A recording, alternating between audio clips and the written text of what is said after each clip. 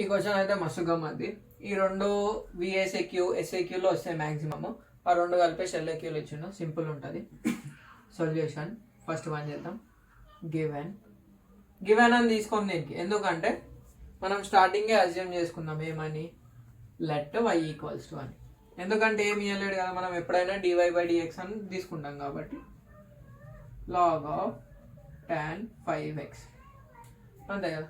ఇది ఎట్లనే మనకి డిఫరెన్షియేషన్ చేద్దాం, వీడికేం చేసుకుంటూ పోతాం.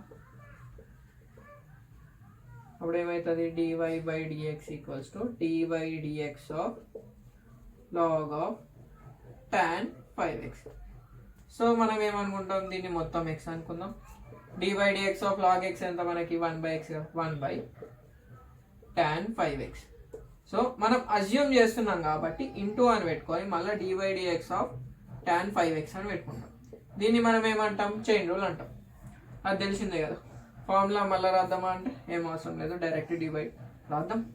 పోయేదేమో. ఒకవేళ మీరు ఇదే ఫస్ట్ టైం అయితే ఇట కన్ఫ్యూజన్ ఉండొద్దని మళ్ళీ రాస్తాం. సో ఇప్పుడు మళ్ళీ ఏముంది మనకి, 1/tan 5x బయట dy/dx ఆఫ్ ఇది మొత్తం x అనుకున్నాం. dy/dx ఆఫ్ tan x ఎంత, secant square x.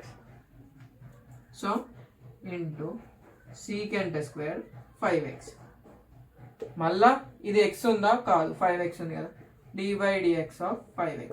ఇట్లా చేసుకుంటా పోతూనే ఉండాలి. ఇక్కడ మనకు dy/dx ఆఫ్ ప్రాపర్ x ఉంది, సో ఆడికి ఆపేస్తాం.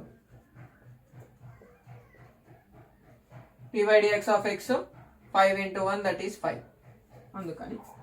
So secant square 5x by tan 5x into 5 అంతే కదా, ఇంటూ 1. ఈడ ఐరన్ ఏంటంటే secant square ఎట్లా రాయొచ్చు, tan 5x ఎట్లా రాయొచ్చు అంటే ఇక్కడ సైడ్కి రాసుకుందాం.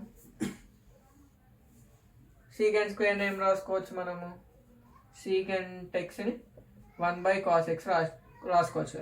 సో 1/cos square x అంతే కదా, cos square 5x by tan x ఏమని రాసుకోవచ్చు, sin 5x by cos 5x.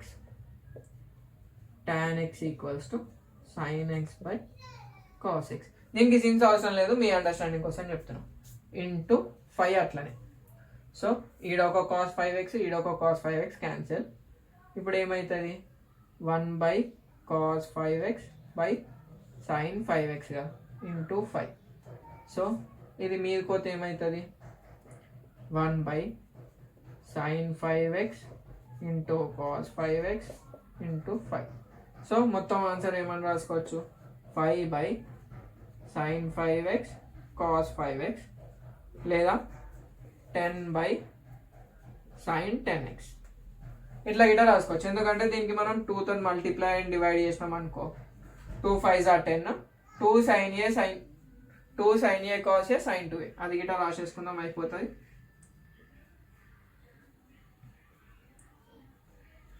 ఇది మనకి ఫార్ములా. ఎందుకంటే ఇది మనకి ఏంది, ఎల్ఏక్యూలో వచ్చింది కదా. సో ఎంతవరకు సింప్లిఫై అయితే అంతవరకు చేయాలి, అంతే. నెక్స్ట్ సెకండ్ క్వశ్చన్ ఏమి ఇచ్చిండు, tan e power x కదా. So solution let y equals to tan e power x. Differentiate with respect to x.